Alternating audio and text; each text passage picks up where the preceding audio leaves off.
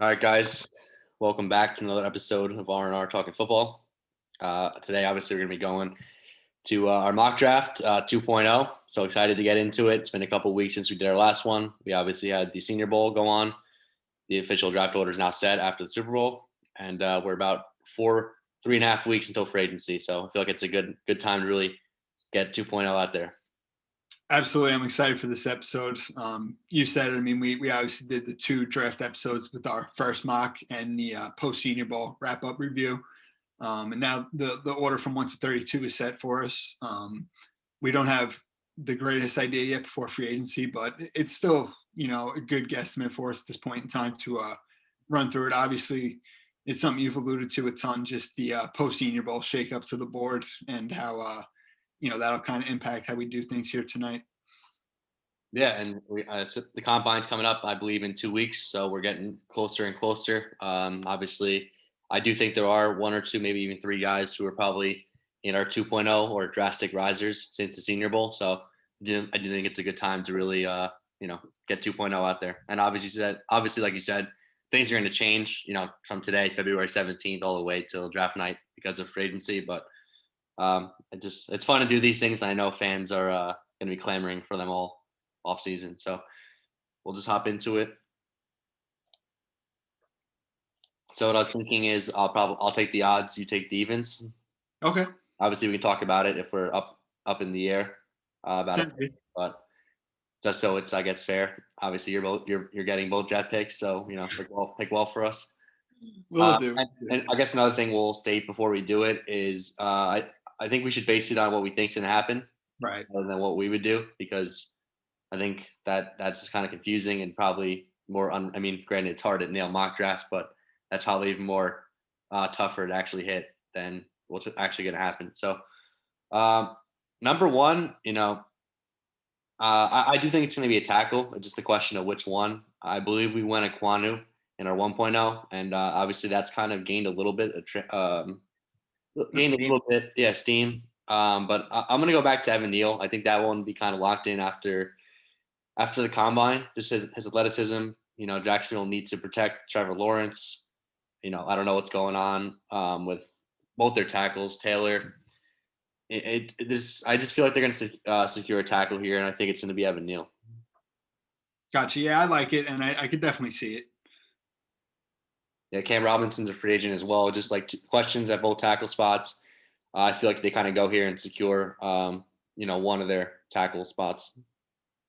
Absolutely. So now with the Detroit Lions here, second overall, I think the dots have really been connected for a while, and keeping Aiden Hutchinson there in Michigan, in Detroit there with the Lions, adding defensive talent for them, especially up front, adding him to a group that they, did address last year with Michael Brockers, Lee McNeil, Levi from Washington. I can't pronounce his last name.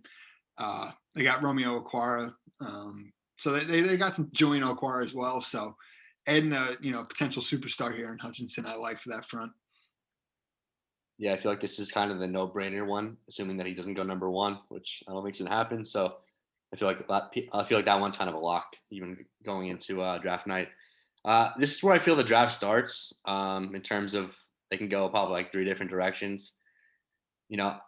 Right now I still want to take Kayvon, but I do think if the draft was tomorrow, I'm thinking it's between Kyle Hamilton and Ekwonu. There's been a lot of talk about the Texans moving Tunsil. And so I could easily see this being Ekwonu come draft night. But for right now, since they still have Laramie Tunsil, it's a long offseason ahead of us, Lovie Smith's Tampa 2 defense, I'm actually going to Kyle Hamilton here. I feel like that's been kind of the trend in recent mock drafts. Obviously, the Texans are kind of all over the place. Kayvon's been picked there before. But I do have a funny feeling that come draft night, and if Tunsil's traded, this will be Ekwonu or Neal, depending on which one is there. Yeah, I think I agree with your point there. But obviously, the New York Jets, I think this is basically a no-brainer. I mean, you got to go Kayvon Thibodeau and add a potential superstar pass rusher to the defensive line with Quentin Williams, Carl Lawson, having those two on the edges with John Franklin Myers inside. I mean, that's front four that the Jets could really, dominate games with. And Kayvon, I mean, I've studied about 6 of his games recently on all 22, and the talent is certainly there physically and athletically. He definitely warrants the fourth selection here for the Jets at a need. Yeah, I'm with you. I mean, this is what I'm hoping for, either him or Aquanu. So if the Jets have the pick of the litter between those two, I'm gonna be happy on draft night. Do you think Mhm. there's any possibility they pass on Kayvon for Aquanu? I definitely think there's a chance, just with how much Ecom would fit, because the Jets already had two tackles in George Fant and Mekhi Becton. Putting him at right guard would definitely make a ton of sense. But I do think here that it'll be, if it comes to this situation, they will go Kayvon. So now we have the other New York team. Here, I like how it landed for the Giants. If this is how the top of the draft shakes up, um, I think it's a no-brainer to go Aquanu here. They talked about adding up front, adding to the trenches, and doing right, I guess, by Daniel Jones for the first time. And even if Daniel Jones isn't here in a year or two, I still think this is the correct decision. And Aquanu, he might not even be here draft night. So Absolutely. I mean, he's one of the best prospects in the whole draft. So now with the Carolina Panthers, obviously it's interesting with both Neal and Equanu off the board. Um, Ultimately, though, I'm going to go with Kenny Pickett. I think they do go quarterback. It's a toss up between the top three when you look at Kenny Pickett, Malik Willis, and Sam Howell. For me, I think it's really tough right now, like at this moment. But I think with what Pickett produced last year, that for them here, I think that's who they will end up going with. okay, that's kind of a shocker. I think I would have went Willis, but I agree with your point. I mean, Matt Rule's in the hot seat. I can't see him running it back with Darnold. I know what they gave up for him, a second round pick and a fourth, but Carolina is they're in a desperate situation. So and desperate teams do desperate things. And could they go Charles Cross here? Absolutely, they need offensive line, but you just feel like if assuming they don't trade for a veteran, then I think quarterback's highly in play here. So, but going back to the Giants, I talked about building up the trenches. I like a lot of the edge rushers here, but I'm looking at who they hired in, Winks Martindale. I think Bradbury's a goner just based on the contract and their cap situation. This is a defense going to rely heavily on the secondary. So I'm actually going to go Ahmed Gardner, Sauce Gardner here. He's been ranked pretty high. Obviously, he's ranked eighth here, but just from Jeremiah, who has him, I think, fourth or fifth on his big board. And that's also not just him. That's also influenced by how the NFL is thinking. And probably has to give up a touchdown in 3 years. Probably the safest cornerback prospect in this draft class, and I think he warrants his selection in the top 10. Yeah, I like Sauce a ton. I think that's a great haul there for the Giants with him and Ecom. Um, Now with the Falcons, it's tough. I mean, you're looking at Charles Cross possibly for the O line, and then you see those other three players at the top are all defensive players that impact positions, which they could certainly use. Ultimately, oh man, hmm. It's tough. I mean, do they get rid of Ridley, or do you think they just go best player available? I'm thinking it's tough. I'm torn between Cross and one of those DNs there. Yeah, I'll go Charles Cross. Okay, well, I've actually never seen the Falcons being mocked an offensive lineman. I know so that's They interesting. could definitely use a right tackle, which is what I'm thinking. And Jake Matthews is getting up there in age as well. So No, I like it. It's interesting. Shakes up the mock draft a little bit. Um, so Denver, you took Pickett. Aaron Rodgers. I'm not sure that's so likely anymore. right. It seems like the Packers. I mean, granted, it could still happen. And if it's not Rodgers, I'm sure the Broncos will be heavily involved in who's ever available, whether that's Watson, Wilson, depending on a lot of factors. I'm sure they'll try to get some veteran in because that's kind of how they build their team. They're kind of relying on stable quarterback to come in there and win. But the market, we can't determine that right now. So I'm also looking at the quarterback situation. And I think I'm going to go Willis here. Sam Howell's probably the safer one in terms of just going in and playing. But I think they do need a superstar caliber quarterback. You're playing, and it's not just because one because of the division they're in, but the Right. AFC as a whole is just a massive. Feels like they're just There's a so really much upside at the quarterback position. yeah. So I feel like you kind of have to keep up, and even though you might even have to not play him for a year like Trey Lance. Maybe that's what they could do, but the talent is there, the upside is there. And if you're Denver, you passed on Justin Fields last year, you passed on Mac Jones, you passed on a lot of the quarterbacks. And even though they did get a great player in Surtain, um, they're going to be desperate for a quarterback this year, whether that's in trade or whether that's the draft. So Yeah, I'm with you. If they don't end up with Rodgers or one of the veterans, I think absolutely it's Willis or Hal in that situation. So, and you said it best. I mean, you look in the conference at Mahomes, Josh Allen, Justin Herbert. I mean, two of those guys in their division alone. yeah. I think the upside of Willis there, especially with all the skill talent that they have, makes a ton of sense. So now with the Jets again, I mean, obviously it was awesome to be able to get Cave on there at 4. I think I'm looking in the trenches here probably. The Jets are probably not going to draft a tackle with George Fant and Mekhi Becton. Obviously, I have Elijah Barrett Tucker at left guard. I think you're probably looking at IOL, and I would probably go with Kenyon Green here. I mean, he's a player I've been studying the last couple of days, and I really like the athleticism, the strength. He's a guy with a ridiculous anchor as a pass blocker. He's really tough to beat physically and technically as well. He's very sound. He takes really good angles. He's effective with his hand usage, and to me, he's a young prospect who you'd have your 2 long-term guards with him in AVT here. Okay. I mean, he was one, I think, before the year, probably in the top 5 of mock drafts or top 10. I haven't seen him there recently, but there's a lot of time to change that. And if the Jets do get Cave on, I think your line of thinking is correct. I don't think I'd go Kenyon Green here, but I'm not going to If complain. you're really in the trade down, you'd probably get him. You know what I mean? Yeah. I mean, they're just. I think I would take Stingley here. I think I would take the risk, but Really? Okay. yeah, just depending on what happens with free agency. Right. Ideally, No. you guys know my stance, or Rand. I want to split one offense, one defense, and that's what you actually did here. But I do also want to be like paying attention to the board and not just I don't Right. want to force it and be like, all right, we have to do this because you get in trouble doing that.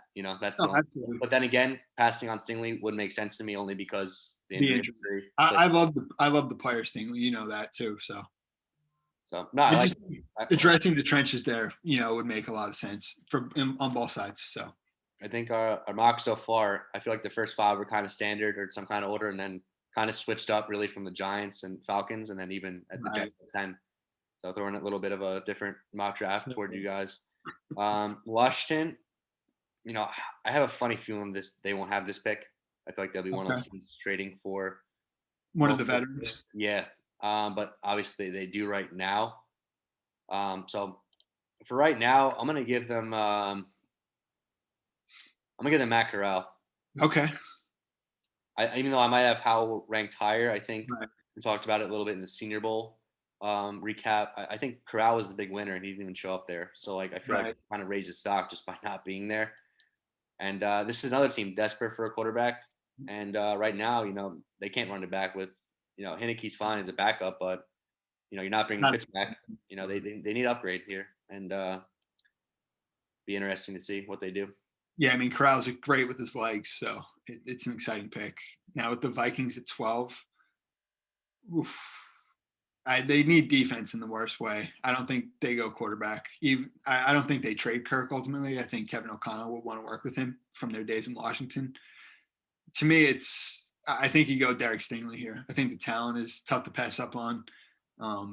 They need corners. They need defense in general. I mean, this Karlaftis and Ojabo can end up being in play if Danielle Hunter gets traded, but as of now, he is still a Viking, so I'll go with Derek Stingley. Yeah, they need to rebuild their entire cornerback room. Yeah. All of them are free agents, and they haven't been good in a couple of years. So, the Cleveland Browns, I feel like this one's kind of the obvious one so far in most mock drafts. I do think they're going to go receiver just based on this past year and needing to get the best out of Baker Mayfield this coming year. A lot of people have mocked Garrett Wilson, and I think that'd be a great pick. But I'm actually going to change it up, and I'm going to go Drake London here. Okay. It's more so just like preference. I think they're close, but they're different kind of players. And Garrett Wilson does create separation, but I feel like London might be better for Baker. And that might not be a good way to think of it because realistically, you probably want the best player available.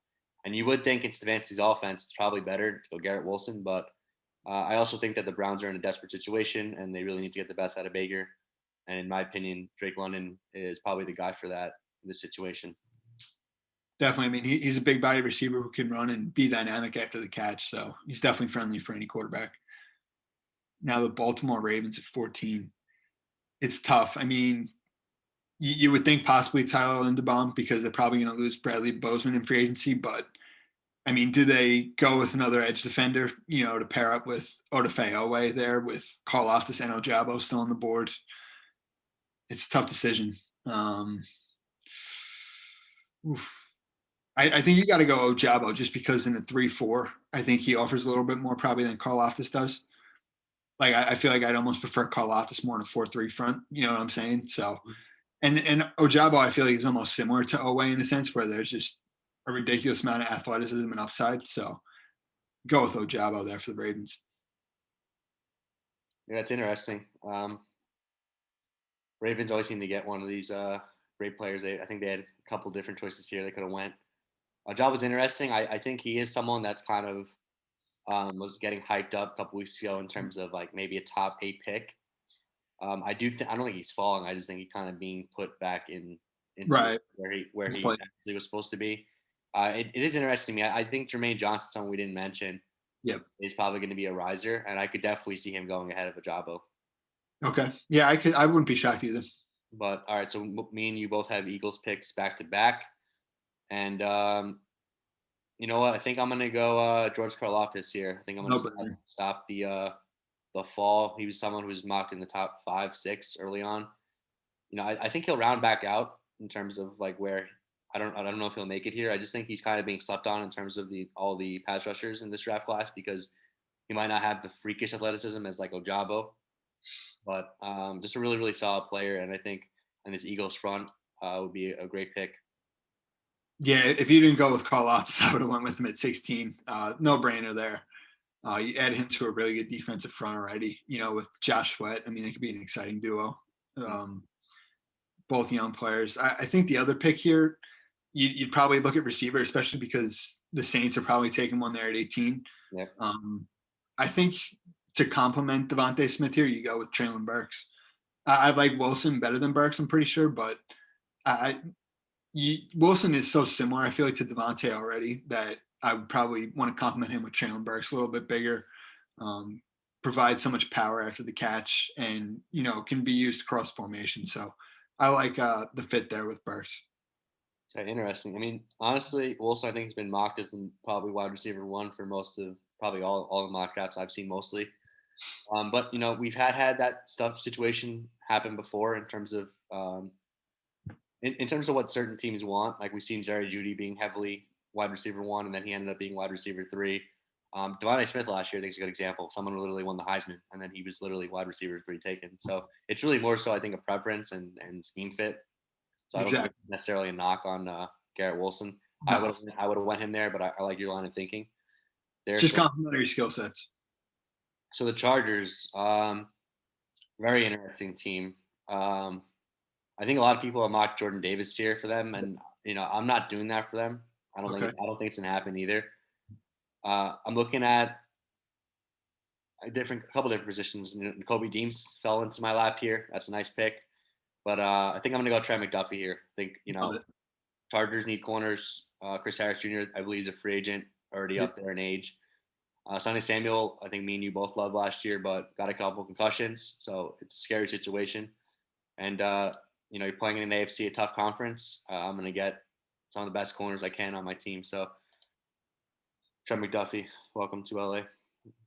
Yeah, I love McDuffie. He's one of the safer players in this draft. A really complete corner. Would be great for Brandon Staley there. With the Saints here, I think Garrett Wilson's a no-brainer. I mean, tremendous value. They need some speed and explosiveness on the outside. And I think, going back to the complementary skill sets thing, him and Michael Thomas could kind of, work together well as a tandem. And the value makes a ton of sense with Wilson at 18. Yeah, I totally agree. I think they would run in that card and then great value. Absolutely. And so the Eagles are back on the clock and really dominating this middle part of the first round.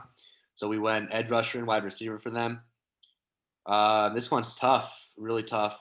Really tough. But I think I'm gonna look ahead in the future, and I think I'm gonna take Tyler Linderbaum here. Okay. Now Kelsey, how many more years does he have left? And I feel like the Eagles have some. I know they drafted Landon Dickerson, but he can play guard or center.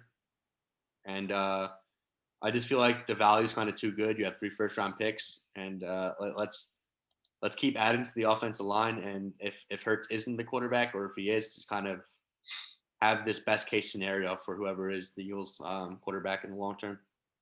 Yeah, I love Linderbaum. Honestly, even with the Steelers need a quarterback, if he was there, I would have taken him. But I will go with Sam Howell here for the Steelers.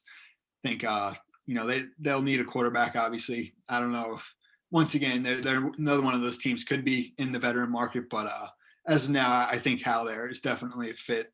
The arm strength, the athleticism, and just something new for the Steelers. Yeah, so the Patriots, really, really interesting team. I think most people would give them wide receiver here, and Jameson Williams is staring them in the face. But I'm actually going to go into Kobe Dean here, and it could be Okay. Devin Lloyd too.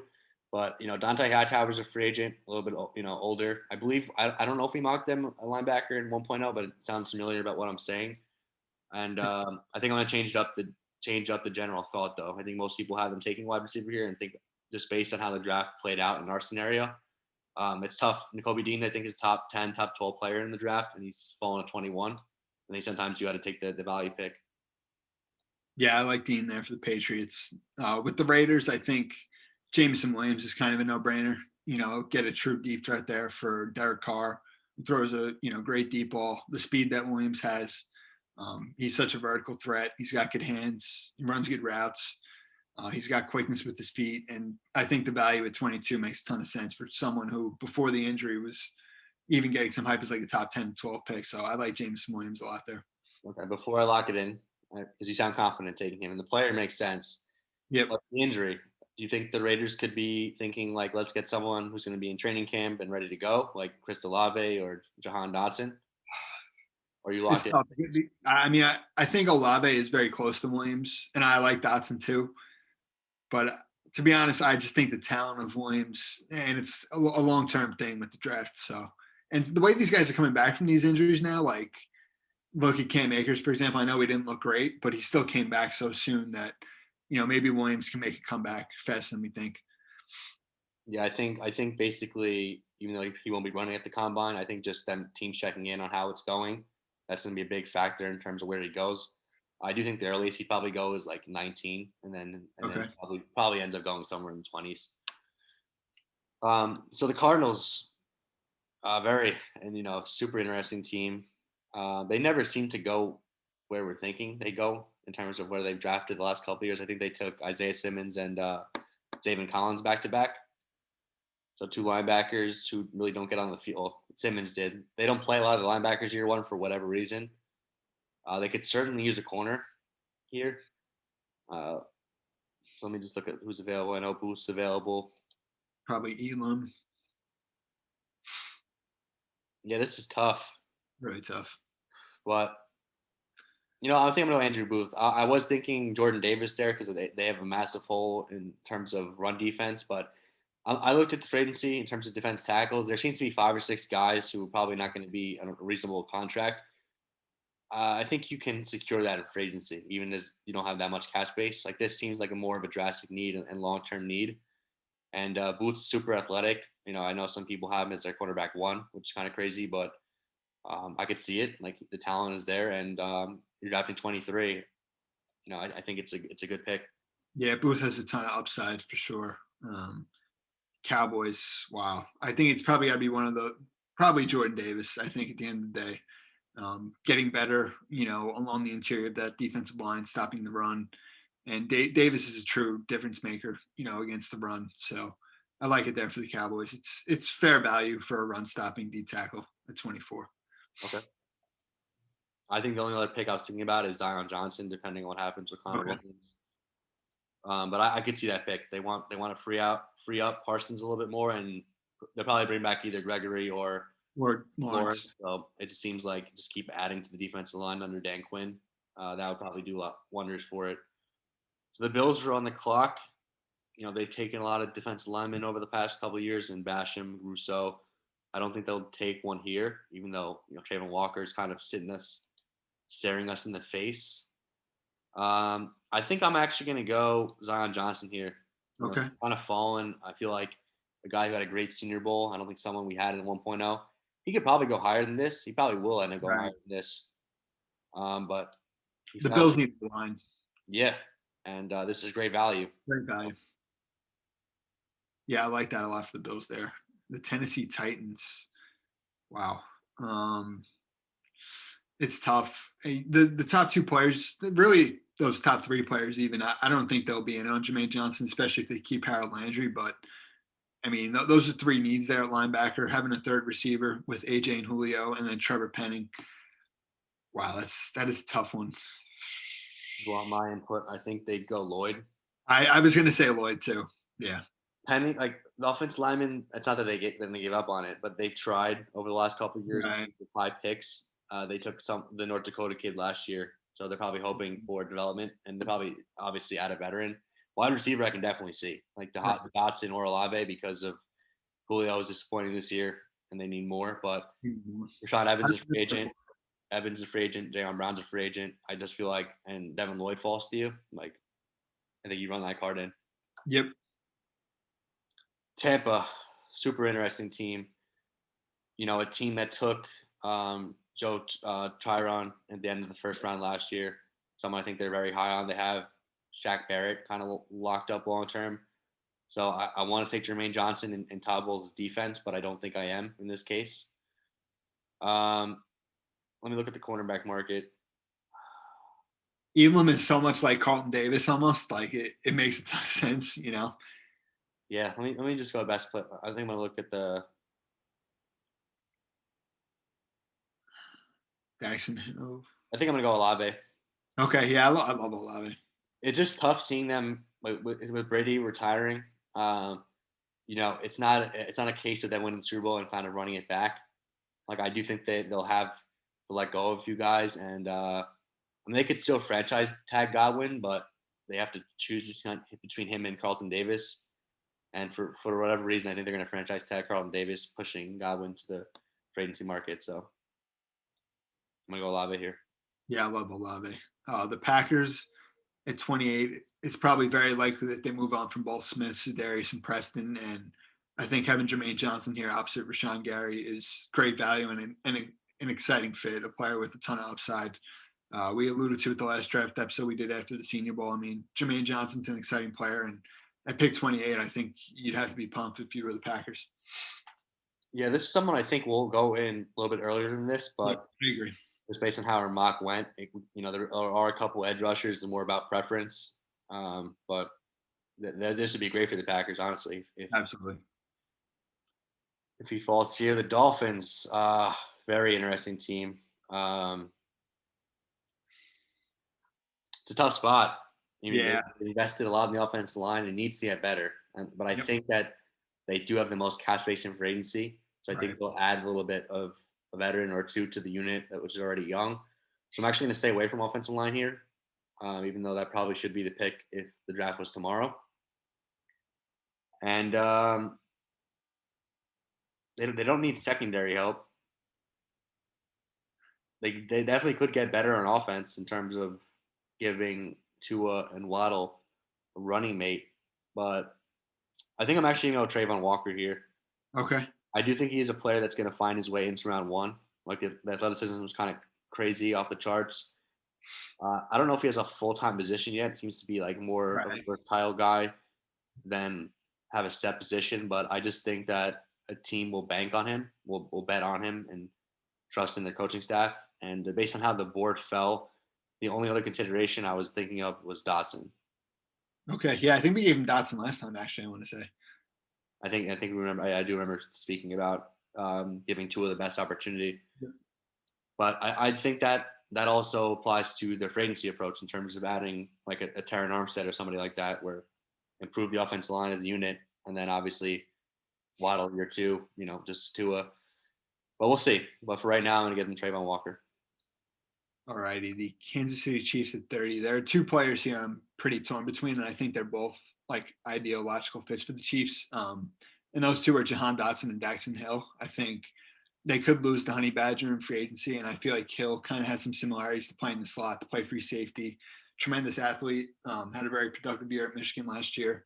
And Dotson, I mean, he kind of fits that same mold with like Clyde, Tyreek, McCall, Hardman, Travis Kelsey, just super athletic, very fast, big play threat for Mahomes. And I think they need another weapon, honestly, at receiver. So it's really tough here between those two. Ultimately, though, I mean, they could lose a lot of their corners in free agency when you look at Charvarius Ward, Mike Hughes, and obviously I mentioned the Honey Badger. So I'm going to go Daxton Hill here. Okay. Anyway, I think we mocked him. You might have mocked him there before. We talked about him for sure there, at least the last time we did it. I think your point's true, though. They need to add another weapon. I think, Kelsey's getting up there in age. I believe Pringle is a free agent. McCall Hardman probably has only one more year left. Kind of disappointing career in terms of what they wanted him to be. Not that he's a bad player, but they expected more and wanted more. So I could definitely see them going Dotson and just, adding another element to their offense, another dependable piece.